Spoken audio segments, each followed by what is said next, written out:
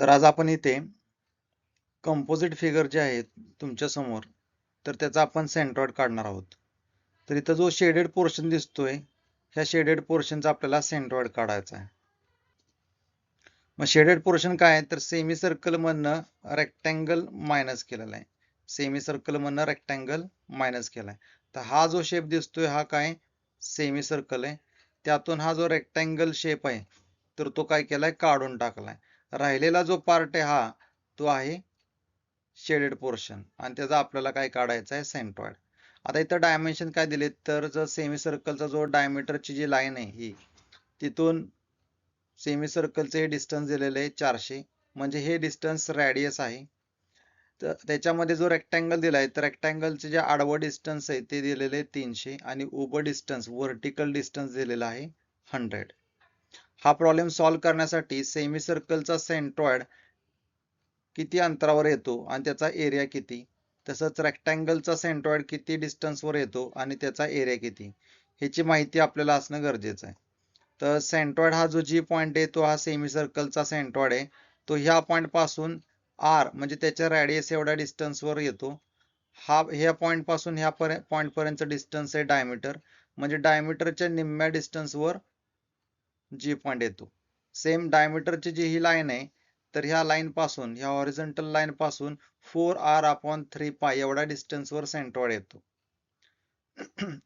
Semi सर्कलचा diameter d जर असेल तर सेमी सर्कलचा एरिया π/8d² एवढा असतो.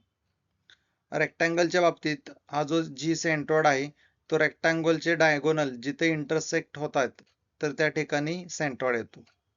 रेक्टँगलचं आडवं डिस्टन्स आहे त्याला आपण बी नाव दिलेलं आहे आणि व्हर्टिकल डिस्टन्स त्याला आपण डी बोलतोय. ह्या व्हर्टिकल लाईन पासून ती सेंट्रॉइड पर्यंत डिस्टन्स म्हणजे एक्स ची व्हॅल्यू असते, एक्स बार असतो, ती व्हॅल्यू असते b/2 म्हणजे जे आडवं डिस्टन्स आहे त्याच्या निम्म. तसंच त्याचा y बार जो आहे तो d/2 एवढा डिस्टन्सवर असतो, म्हणजे हॉरिझॉन्टल लाईन पासून सेंट्रॉइडचा अंतर d/2 एवढा डिस्टन्सवर आहे, म्हणजे त्याची जी व्हर्टिकल डिस्टन्स आहे त्याच्या निम्म्या अंतरावर. आता हे बेसिक समजून घेतल्यानंतर आपण आता काय करूया की सेंट्रॉइड काढायला प्रोसेस स्टार्ट करूया. तर इथं मी काय केलेले पुन्हा एकदा डायग्राम ड्रॉ केलेली सेमी सर्कल. त्याच्या बॉटम साइडला OX ऍक्सिस घेतलाय आणि लेफ्ट साइडला OY हा ऍक्सिस घेतलेला आहे. आता हा जो सेमी सर्कल पाहिला तर त्याच्या निम्म्या मधून जर लाईन ड्रॉ केली, YY जर ऍक्सिस घेतला तर त्याचा हा जो भाग आहे तसाच भाग ह्या साइडला आहे, त्यामुळे हा सिमेट्रिकल आहे YY ऍक्सिसला. आता याची पहिल्यांदा सेंट्रॉइड काढूया. सेमी सर्कलचा जो सेंट्रॉइड आहे तो G1 न दाखवलाय. सेमी सर्कलला आपण 1 नाव दिलेले आहे आणि रेक्टँगलला आपण 2 नाव दिलेले आहे. मग जो सेमी सर्कलचा सेंट्रॉइड आहे त्याला G1 नाव दिले, रेक्टँगलचा सेंट्रॉइड आहे त्याला G2 नाव दिलेले आहे. टोटल जे डिस्टन्स आहे हे 400 आहे. हे जे डिस्टन्स आहे 400 आहे, त्याला आपण नाव दिले R1. रेक्टँगल मध्ये हे जे आडवं डिस्टन्स आहे त्याला आपण बी बोलतोय, त्याला नाव दिले आपण B2, त्याची व्हॅल्यू आहे 300. व्हर्टिकल जे डिस्टन्स आहे त्याला आपण नाव दिले D, म्हणजे इथं 2 सेक्शन आहे म्हणून इथं नाव दिलं D2. आता याचा सेंट्रॉइड जो आहे तो आपण मगाशी बघितलं की हे जे डिस्टन्स आहे हॉरिझॉन्टल लाईन पासून सेंट्रॉइडचं डिस्टन्स d/2 असतंय, बघा इथं d/2, मग इथं 2 सेक्शन आहे म्हणून d2/2 आहे, तेवढंच डिस्टन्स आपल्याला खाली दिसेल d2/2. सेमी सर्कलच्या बाबतीत हे जे डिस्टन्स आहे इथून सेंट्रॉइड जो येतो तो येतो 4r/3π. ह्याला 1 नाव दिल्यामुळे आपण काय म्हणणार 4r1/3π. सेंट्रॉइड आता आपण इथं एक्स बार वाय बारच्या व्हॅल्यू इथं नोट डाऊन करूया. OX पासून ते YY ऍक्सिस पर्यंत डिस्टन्स जे आहे ते सेमी सर्कलच्या बाबतीत हे x1 आहे, तेच इकडं x2 आहे, तेवढंच डिस्टन्स x बार आहे, ते इथे एकाच ठिकाणी दाखवलेले आहे. y1 चे डिस्टन्स आहे तो OX पासून सेमी सर्कलचा जो सेंट्रॉइड आहे त्याचं जे डिस्टन्स आहे ते y1 ने दाखवलेलं आहे. तसंच OX पासून ते G2 पर्यंत डिस्टन्स जे आहे ते इथं y2 ने दाखवलेलं आहे. हे जे डिस्टन्स आहे ते आहे y2. आता R1 ची व्हॅल्यू इथं आहे 400. D1 ची व्हॅल्यू काय येईल तर 2r1 म्हणजे रॅडियसचे डबल, म्हणजे 2 × 400 म्हणजे 800. B2 जे डिस्टन्स आहे इथून ते इथपर्यंत जे डिस्टन्स आहे हे डिस्टन्स आहे सॉरी B2 म्हणजे रेक्टँगल आहे. B2 टू सेक्शन म्हणजे रेक्टँगल आहे. त्यामुळे B2 किती आहे 300. बघा इथं 300 आहे आणि D2 आहे 100. D2 आहे 100. आपल्याला फाइंड आउट करायचा आहे एक्स बार आणि वाय बार. तर आता हा जो सेक्शन आहे मागाशी बोललो मी की symmetrical about Y Y axis आहे. Given section is symmetrical about Y Y axis असं आपण इथं लिहिलंय. एक्स बारची व्हॅल्यू आपल्याला डायरेक्टली मिळते केवढी मिळते तर OY पासून ते YY पर्यंतचं अंतर म्हणजे एक्स बार ते किती येईल हे जे डिस्टन्स आहे ते बघा R एवढा डिस्टन्स आहे म्हणजे R1. आपल्या बाबतीमध्ये हे डिस्टन्स किती आहे R1 एवढं डिस्टन्स. का तर तेवढंच डिस्टन्स हे ह्या ठिकाणी आहे ह्या पॉइंट पासून ते का तर ही एक रॅडियस आहे आणि ह्या पॉइंट पासून हे जे डिस्टन्स आहे ते सुद्धा रॅडियसच आहे. त्यामुळं हे जे डिस्टन्स आहे आपल्याला काय मिळेल R1. हे पण डिस्टन्स R1. त्यामुळे x bar is equal to R1 म्हणजे हा जो डिस्टन्स आहे ते काय R1.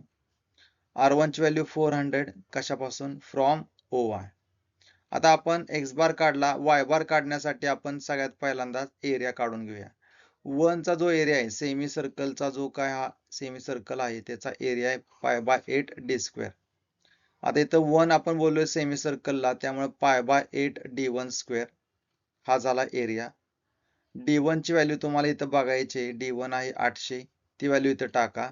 तुम्हाला आन्सर मिळेल 251.33 × 10⁻³ A2 काय आहे तर 2 आपण रेक्टँगलला बोललो. रेक्टँगलचा एरिया आहे A is equal to B × D.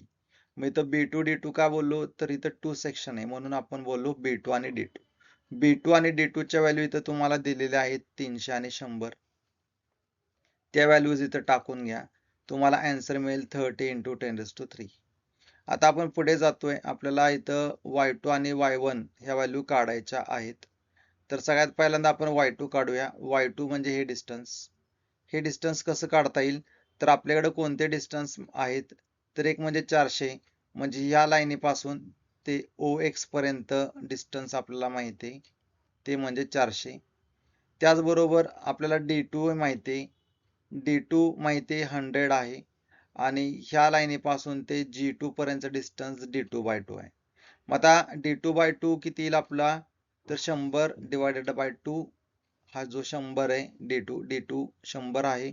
100 / 2 म्हणजे 50 आणि हे डिस्टन्स आहे 400.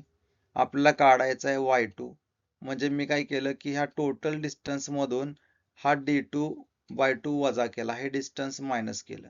टोटल ह्या टोकापासून ते ह्या टोकापर्यंतचं अंतर त्यातून हे जे डिस्टन्स आहे हे मायनस केलं तर आपल्याला येईल Y2 हे डिस्टन्स. तर 400 - D2/2. D2 आहे 100/2. आन्सर मिळालं 350 फ्रॉम OX. Y2 ची व्हॅल्यू किती आहे Y2 OX पासून किती अंतरावर आहे 350 अंतरावर आहे. आता सेम Y1 आपल्याला काढायचं आहे. Y1 बघा काय Y1 म्हणजे OX पासून ते G1 पर्यंतचं अंतर म्हणजे Y1. OX पासून ते G1 पर्यंतचं अंतर म्हणजे Y1. आता Y1 काढण्यासाठी आपल्याकडे काय आहे तर R1 आहे. ही टोटल डिस्टन्स आहे आणि त्याचबरोबर हे जे डिस्टन्स आपल्याला माहिती आहे कशावरनं माहिती आहे तर बघा ह्या आडव्या लाईनीपासून ते G पर्यंतचं अंतर आहे 4r/3π. आडव्या लाईनीपासून ते G1 पर्यंतचं अंतर काय आहे 4r/3π. मग टोटल ह्या टोकापासून इथपर्यंतचं अंतर किती R1. त्यातून हे डिस्टन्स मी मायनस केलं तर काय मिळेल हे डिस्टन्स मिळेल म्हणून R1 - 4r1/3π म्हणजेच Y1. तर हा फॉर्म्युला इथं लिहिलाय R1 - 4r1/3π. आता R1 ची व्हॅल्यू आपण इथं टाकणार आहोत 400. R1 इथं आपल्याला माहिती आहे 400 की जो इथं आहे 400 - 4 × 400 / 3 × π. कॅल्क्युलेटरवर कसं टाकायचं इथं दिलेलं आहे. त्यानंतर इक्वल टू प्रेस केल्यानंतर तुम्हाला आन्सर मिळेल 230.23 फ्रॉम OX. आता आपल्याकडे Y1 व्हॅल्यू आहे 230.23. Y2 आहे 350. A1 आहे, A2 पण आहे. आता y बारचा फॉर्म्युला आपल्याला y बार काढायचा आहे. y बारचा फॉर्म्युला कसा करायचा तर A1 Y1 मायनस इथं मायनस का केलं तर सेमी सर्कल मधनं रेक्टँगल मायनस केला तेव्हा हा शेप शेडेड पोर्शन मिळाला होता. म्हणून 1 मधनं 2 सेक्शन वजा करायचा आहे. म्हणून A1 Y1 minus A2 Y2 upon A1 minus A2. आता इथं फॉर्म्युला लक्षात ठेवण्यासाठी काय करायचं जर हा y1 आणि y2 जर घालवला तर काय दिसेल a1 minus a2 upon a1 minus a2.